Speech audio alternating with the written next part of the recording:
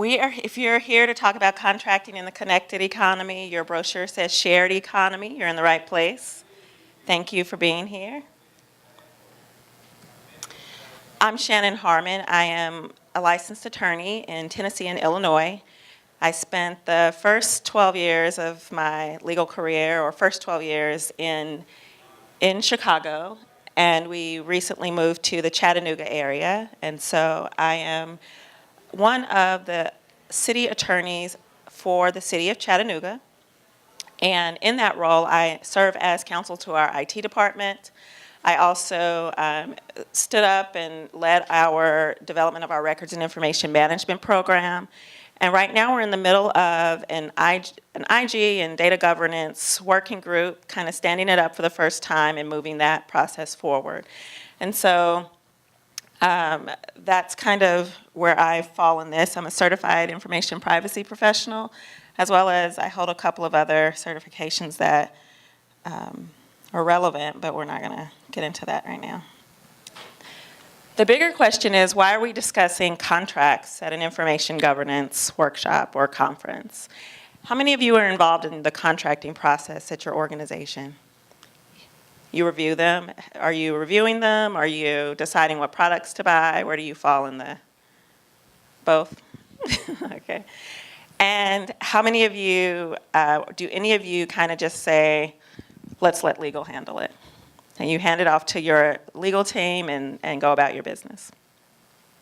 You guys are good, because that's what I get emails. Where's this? Legal has it. And that's like the entire email. So that's awesome. So there is a really strong nexus between information governance and contracting. And the reason that I thought this was such an important topic is because of things like what we just heard about. We're using a variety of different technologies. We have Workplace at Facebook, we have Google, we have file shares, we have all of these things. We're connected more than ever before, and we're creating a lot of data. And in the legal sector, that is a great thing because it makes sure you have more assets to do business with, but it's also a challenge. And so this is a great opportunity for us to talk about this nexus between contracting and IG. And you guys are all information governance professionals, so this is not a refresher for you. It's really just a way to frame our conversation. So when I think about information governance, and I sat in on a panel or workshop earlier today where this was, the entire conversation was, how do we define information governance? I'm not doing a definition with this slide. What I'm trying to pull out is, when we think about how to frame our contracts, these are sort of the pillars we're looking at. So we're thinking about, what's the profit? What sort of value can we get out of that agreement? We're thinking about, what risk can we protect against? We're thinking about, from a security standpoint, what sort of security questions do we need to consider? IT obviously is thinking about, can we use this technology or this solution to be more efficient? So they're going to be looking at the nuts and bolts and the technical pieces of it. And then from the records and information management side, we're looking at retention. How do we retain the information? Are we able to comply with our schedule if we have one, or whatever policy we may have? And so when I'm looking at the contracting side of things, these are the areas where I'm looking at, or the pillars, if you will, just to set a little bit of a kind of a framework for this. So as I talked about, here's the trend, right? More data, we're more connected than ever before, even in government, which, you know, we have a reputation for being a little bit slower or farther behind than private sector. But even in government, we're mobile, we're using citizen-facing apps. We are on Google Suite. In my particular city, in our government, we use a Google Suite of products. We still have our file shares. We have a ton of data. And the question that we're always struggling with is, in our legal department, is, okay, we have more connectivity, more data. What do we need to do? And since I am an attorney, I always go back to kind of the beginning. and I look at the contracting process as that one of those first stages in your procurement. And because it's in the early stages, it gives you a good opportunity to kind of nip a bunch of these concerns in the bud early on, right? And it gives you a good opportunity to kind of marry your contracting process with information governance. We've gone through a lot of these slides already, and you've seen them in the other presentations. Lots of data. That's what it boils down to. We have a ton of information that we're working with. We're governing a lot of data. How many of you have information governance programs in your organization right now? And how many of you are kind of fleshing out whether or not that's something that you think would work for your organization? So we're in the early stages at the city. We're in the very early stages of creating our information governance and data governance program. And we are in the working group stage. And so this topic is one of the areas where we're trying to use it to help build that foundation. So all of you know this already, but I'm going to put it in there because it helps me to always make sure I'm putting the right pieces in place. We have when we're dealing with our contracts, we're looking at offer, acceptance, and consideration. And this, thinking about contracts in our connected economy, one of the areas where we spend a lot of time is somewhere in between offer and acceptance. And that's where we're doing all of the negotiation. So we're making a counter offer. We're changing the terms. We're thinking about how can we best structure this agreement so that it meets the needs of our enterprise. And one of the things that we're challenged against, and even this most basic exercise, is that we're dealing with lots of term standardization. So we're dealing with a lot of term standardization. We have a lot of big vendors that we work with. And so we're working with like the Microsofts and the Googles and whatever. And so we end up with a set of terms that they've provided. And those terms are oftentimes just set in stone. As you know, when you on a personal level, when you use Google or Gmail or whatever, you click OK and you keep moving and you've agreed to a host of things, right? Same thing for government, same thing for enterprise. The terms are often highly standardized. And we have a handful of big players, and then there's not as much room for negotiation. And so when we think back to offer, acceptance, consideration, where we get the most value in terms of using our contracting to fortify our information governance is when we're able to negotiate those terms and we're able to have some back and forth with our vendor. And it reminds me of the governor yesterday, and she was talking about her work with the vendor and the project that ended disastrously. And one of the things she said that I thought was interesting is that there's so much room for smaller vendors precisely because of that reason. They're more able to adjust to the needs of the enterprise. And in terms of contracting, they're more flexible than these larger entities. So I want to focus on two areas that are of particular importance for you as you're thinking about your contracts in the world of information governance and how you can use them to sort of fortify your efforts. We're going to look at the who and the how. If you don't remember anything else, those are the two areas where we're going to be spending our time.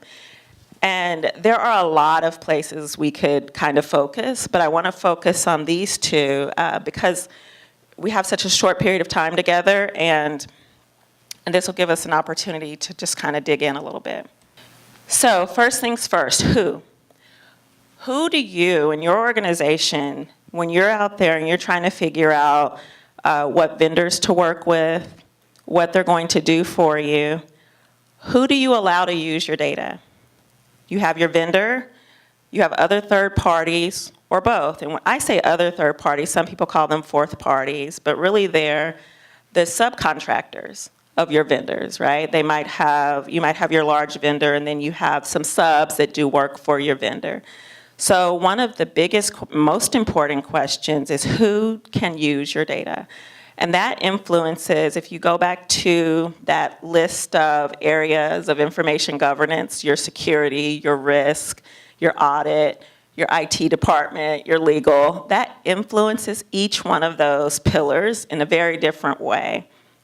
For example, on our end, when we're thinking about, we have clauses in our agreements that say no assignment, no subcontracting, because we want to know who's doing the work, and we want to know if something doesn't go the way it's supposed to, who's responsible. And it's harder to hold people responsible when you don't know who's doing the work, what sub is involved, et cetera. So who can use your data is an important piece. Who owns your data? Is it your enterprise? Is it the vendor? Or is it a sub of the vendor? And when we were in the presentation earlier today, that was one of the things that the gentleman kept emphasizing, is that Facebook doesn't own your data when you put it in Workplace, right? And so the terms, though, in these larger contracts, oftentimes it's unclear when you read them, when you really get into it, who owns the data. And so making that clear from the outset is vital to, again, those pillars we talked about. It's vital to limiting your risk. It's vital to understanding who you need to audit when you need to do audits. It's vital to you keeping as much control of that business asset as you possibly can, and to getting the most value out of it. So who owns it is how many of you have contracts that you've worked on where you've addressed some of these points, the who, or who owns it and who can use it? Cool. So I would say on the who side, these two are vitally important. And then the final one under who is responsible for damage or harm. It's something we don't think about a lot of times until we're in a bit of trouble with a vendor, or they've done something we're not happy with, and then we come back and we're like, crap, let me go look in the contract and see what we actually agreed to. And sometimes we're in we have years and years of contracts. Sometimes we can't even find the agreement when we entered into it. And so we're always struggling to now do a better job of defining who's responsible for any damage or harm. Now in government, local government especially, there are limits to what we can be liable for. But that doesn't prevent us from pushing that responsibility for harm onto our vendor, onto the third parties if there are other third parties involved. And one of the ways we do that is we have really strong indemnification clauses. We say you're going to hold us harmless for everything under the sun. I mean, and this is one of the areas where we take up a good amount of space, because we don't want to find out on the back end that we're liable to some third party that we didn't even know about because we didn't strengthen this on the front end. We look for things like, if there's a data breach, who's going to be responsible for notifying anyone who's impacted? It doesn't seem like that big of a deal, but that process, that communication process, can be costly, and it can be expensive, especially if you have to send out written notifications, if you have to do any sort of public communication via media. Those are things that will cost your company. So who's responsible for the damage or harm? An interesting thing that happens a lot in our contracts is that you'll see a provision, and it's usually bold, and it's usually underlined, and it says, will not be responsible for inconsequential damages, blah, blah, blah, blah, blah. This is the limitations, and we're limited only to this amount. And one of the things they get you on is that they say, look, you're paying this really great price because we've limited the liability. So we always push back against that, because you don't want to limit yourself on the front end, and because it is really difficult to know precisely what it's going to cost you if there's some sort of a breach or data loss. You don't know that on the front end. I mean, even the best estimates can't predict how much it will cost you if you have to try to deal with any sort of loss of data and how it will impact your business operations. And so when you see those bold underlying terms, it's always an opportunity to stop, take a step back, and think about what that really means for your business. If you can't hold them liable for consequential damages, that means anything like loss of data, that thing that you can't put a number on, that's out the door.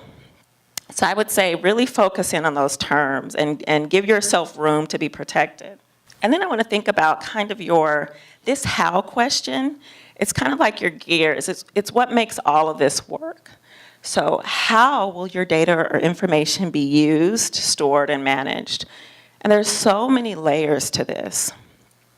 And I think sometimes we think that if we have a confidentiality provision, I'm sure you have those in your agreements, that kind of covers the gamut. Like you throw that in there and you're good to go. Or sometimes we have provisions that say you will comply with all federal, state, and local laws. And so we have these catch-all terms and phrases, and we think that's okay and that covers everything.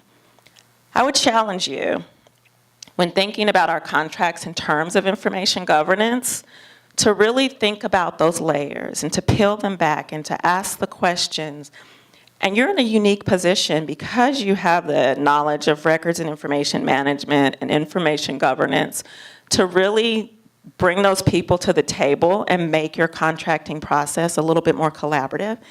I know for us, it's one of those things where it gets to us and people want to kind of just push it through so they can move on and get the deal done.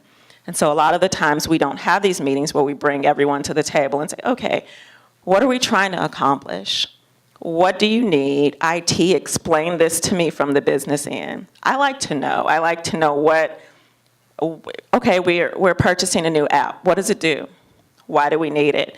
And I'm not making decisions about whether we need it or not, but having that information in the back of my head allows me to help them contract and build a stronger foundation. So when we're going back to that idea of those swim lanes, those columns, those pillars, and we think IT and they're focused on efficiency. Well, when I'm sitting at the table with them and I can say, okay, I see why you need this, I understand. Let me think about ways to structure this agreement so that you get what you need, but we still focus on security, for example. And so when the security people are at the table, we can talk about what are some basic protocols that we need to put in this agreement so that we can answer this how. How will your data and information be used, stored, and managed? Who can have access to it? What can they do with it? Those are all of the questions that we're sitting at the table trying to answer. Management is a big one for us right now because we have a lot of hosted solutions and we have a lot of cloud-based services that we're using. And so this idea of who's managing our data, we're really grappling with intensely in our contracts now because we're having to figure out that line between what is our cloud-based provider responsible for, what are they managing, and what are we responsible for managing? And I recently attended a workshop on cloud contracting, and one of the things that one of the IT professionals said that I thought was really helpful is to not treat that solution like it's hands-off. Treat it in many ways like you would an on-prem solution. And by that, he meant get in the weeds and know what's going on and know who's managing it and know where your data is stored. Know where where the backup is. We recently were involved in an agreement where we had to have those conversations about the backups. And the interesting thing is the vendor didn't want to put that in the agreement. They didn't want the details of their security provisions and practices to be in the agreement itself. But to protect ourselves, we had to ask those questions and we had to put that language in the agreement. And then pay attention to during and after the contract. Pay attention to during and after the contract. So during, if it's a 5-year agreement, when we're at the table, we're focused on what's going on during the contract. But as you know, data can live on, and it lives on, and it's not finite like that. And so you have to really think about what's going to happen after this agreement is over. Who's going to have responsibility for all of the things we talked about previously, security, management, storage, all of that? Who's going to have that responsibility? Do those restrictions on use still apply? And so we always include terms for what happens post-contracting period to make sure that we're still protected. And if we want the data destroyed, we put that in there as well. These are some of the benefits I think we get from really focusing on our contracting process. We get to decide who controls and who owns our greatest profit center other than our people, which is our information asset. We get to think about privacy and security and make some good, strong decisions in that regard to limit access and secondary use and to really define who's responsible for what.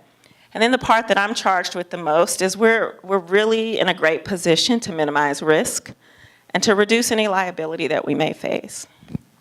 And insert yourself as much as you can into the process, the procurement process, and be a part of this contracting process, because this sets the stage for everything else that happens in information governance in your organization.